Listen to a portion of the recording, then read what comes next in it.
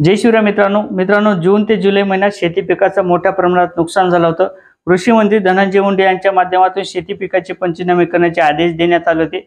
आदेश पूर्ण केल्यानंतर शेती पिकाची नुकसानाची आढावा घेण्यात आला होता। त्यामध्ये आता 18 जिल्ह्यातील शेतकऱ्यांच्या खात्यावर नुकसान भरपाई रक्कम ही वाटप केली जाणार आहे। मित्रांनो, एकंदरीत 20 सप्टेंबर रोजी 3 GR काढण्यात आले होते। या GRच्या माध्यमातून या शेतकऱ्यांसाठी आता निधी उपलब्ध करून देण्यात आलेला आहे। तर मित्रांनो, 18 जिल्हे कोणते असणार आहेत, त्यामध्ये शेतकरी किती पात्र करण्यात आलेले आहेत, त्यासोबत शेतकऱ्यांसाठी लागणारा निधी कोणत्या जिल्ह्यासाठी किती मंजूर करण्यात आलेला आहे आणि याचं वाटप कधी केलं जाणार आहे, त्यानंतर शेतकऱ्यांच्या खात्यावर हेक्टरी अनुदानाची रक्कम किती वाटप केली जाणार आहे, त्यासोबत शेतकऱ्यांच्या DBT अंतर्गत शेतकऱ्यांच्या खात्यावर हे पैसे जमा कधी केले जाणार आहेत, या संदर्भात सुद्धा आपण सविस्तर अशी माहिती घेण्याचा प्रयत्न करणार आहोत।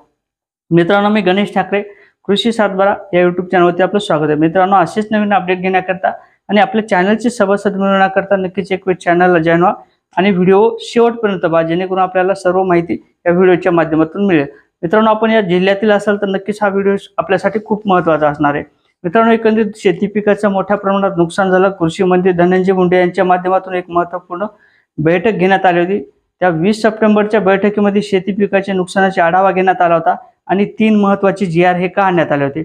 मित्रांनो, गोंदिया जिल्ह्यात सुद्धा शेती पिकाचं मोठ्या प्रमाणात नुकसान झालं होतं।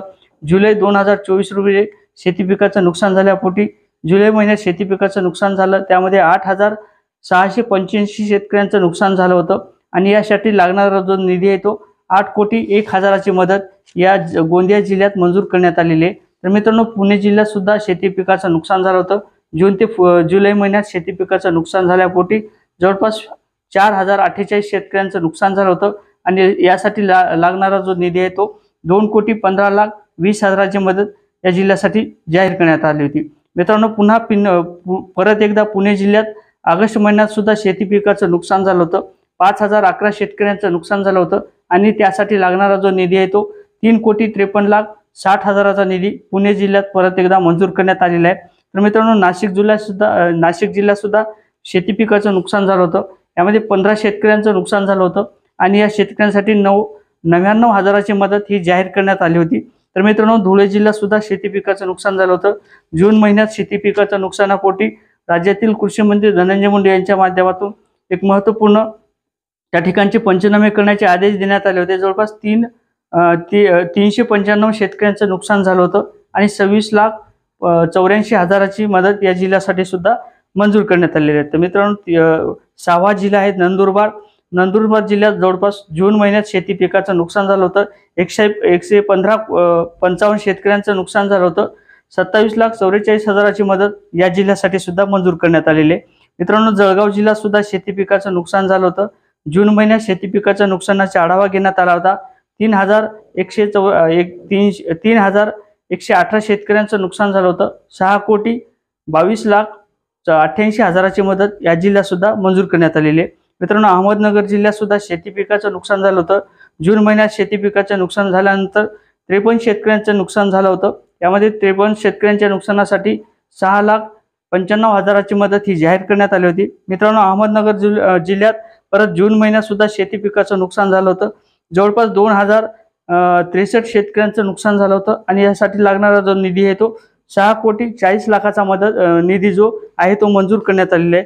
मित्रांनो, ठाणे जिल्ह्यात जून महिन्यात शेती पिकाचं नुकसान झालं होतं।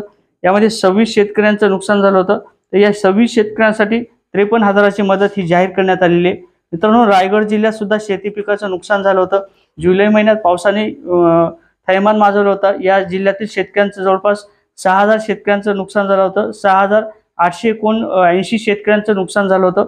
190,45,00,000ची मदत या जिल्ह्यात सुद्धा जाहीर करण्यात आलेली आहे। मित्रांनो, रत्नागिरी जिल्ह्यात सुद्धा जुलै महिन्यात शेती पिकाचं नुकसान झालं होतं। 1,272 शेतकऱ्यांचं नुकसान झालं होतं। 36,84,00,000ची मदत या जिल्ह्यात सुद्धा जाहीर करण्यात आलेली आहे। मित्रांनो, सिंधुदुर्ग जिल्ह्यात सुद्धा शेती पिकाचं नुकसान झालं होतं। 5,536 शेतकऱ्यांचं नुकसान झालं होतं। 83,75,00,000ची मदत या जिल्ह्यात सुद्धा जाहीर करण्यात आलेली आहे। मित्रांनो, चंद्रपूर जिल्ह्यात मार्च महिन्यात 2024ला जवळपास 8,045 शेतकऱ्यांचं नुकसान झालं होतं। 78,68,68,00,000ची मदत या जिल्ह्यासाठी सुद्धा जाहीर करण्यात आलेली आहे। तर मित्रांनो, चंद्रपूर जिल्ह्यात परत मे महिन्यात सुद्धा अवकाळी पावसाने शेती पिकाचं नुकसान झालं होतं। यामध्ये 81 शेतकऱ्यांचं नुकसान झालं होतं। तर या जिल्ह्यातील शेतकऱ्यांसाठी जवळपास 192 कोटी 66 लाखाची मदत ही जाहीर करण्यात आलेली आहे। मित्रांनो, पुणे जिल्ह्यात परत एकदा शेती पिकाचं नुकसान झालं होतं, म्हणजेच मे महिन्यात सुद्धा शेती पिकाचं नुकसान झालं होतं। 2009 शेतकऱ्यांचं नुकसान झालं होतं आणि यासाठी लागणारा जो निधी आहे तो 308 कोटीचा निधी 24 लाखाचा निधी हा मंजूर करण्यात आलेला आहे। मित्रांनो, सातारा जिल्ह्यात एप्रिल महिन्यात जवळपास शेती पिकाचं नुकसान झालं होतं। यामध्ये शेतकऱ्यांची जी संख्या आहे ती 2015 शेतकऱ्यांचं नुकसान झालं होतं आणि यासाठी लागणारा जो निधी आहे तो 28 कोटी 70 लाखाची मदत या जिल्ह्यात सुद्धा जाहीर करण्यात आलेली आहे। मित्रांनो, सोलापूर जिल्ह्यात सुद्धा मे महिन्यात अवकाळी पावसाने शेती पिकाचं नुकसान झालं होतं। 15,451 शेतकऱ्यांचं नुकसान झालं होतं आणि यासाठी लागणारा जो निधी आहे तो 3,740 कोटीचा निधी मंजूर करण्यात आलेले आहे। सॉरी, परत एकदा सांगतो, 3,740 कोटी 74 लाखाचा निधी आहे तो मंजूर करण्यात आलेले आहे आणि या शेतकऱ्यांचं नुकसान भरपाईची रक्कम ही वाटप केली जाणार आहे। मित्रांनो, परत एकदा सांगली जिल्ह्यात एप्रिल महिन्यात शेती पिकाचं नुकसान झालं होतं। यामध्ये जवळपास 502 शेतकऱ्यांचं नुकसान झालं होतं। 73 कोटी 12 लाखाची मदत या जिल्ह्यासाठी सुद्धा जाहीर करण्यात आलेली आहे। तर मित्रांनो, सांगली जिल्ह्यात सुद्धा शेती पिकाचं नुकसान झालं होतं। मे महिन्यात अवकाळी पावसाने शेती पिकाचं नुकसान झाल्यापोटी जवळपास 441 शेतकऱ्यांचं नुकसान झालं होतं आणि जवळपास 52 कोटी 11 लाखाचा निधी जो आहे तो या जिल्ह्यासाठी सुद्धा मंजूर करण्यात आलेला आहे। तर मित्रांनो, एकंदरीत आपल्याला इंडियाच्या निकषानुसार या 18 जिल्ह्यात नुकसान भरपाई रक्कम ही वाटप केली जाणार आहे। 3 हेक्टरच्या मर्यादेत ही नुकसान भरपाई असणार आहे। कोरडवाहू पिकासाठी 8,500, त्यानंतर बागायती पिकासाठी 13,600 आणि बहुपिकासाठी 27,500 रुपये एवढं अनुदान शेतकऱ्यांच्या खात्यावर हे वाटप केले जाणार आहे। मित्रांनो, 18 जिल्ह्यातील शेतकऱ्यांच्या खात्यावर आता ही नुकसान भरपाई रक्कम वाटप केली जाणार आहे। 20 सप्टेंबर रोजी एक महत्त्वपूर्ण 3 GR करण्यात आले होते आणि या GRच्या माध्यमातून आता ही नुकसान भरपाई DBT अंतर्गत शेतकऱ्यांच्या खात्यावर डायरेक्ट ही पैसे जमा केले जाणार आहे। इतर जिल्ह्याचं सुद्धा आपण नवीन अपडेट घेत राहू। मित्रांनो, आपण या जिल्ह्यातील असाल तर नक्कीच हा व्हिडिओ शेअर करा। चॅनलवर नवीन असाल तर चॅनलला सबस्क्राईब करा। जय शिवराय मित्रांनो।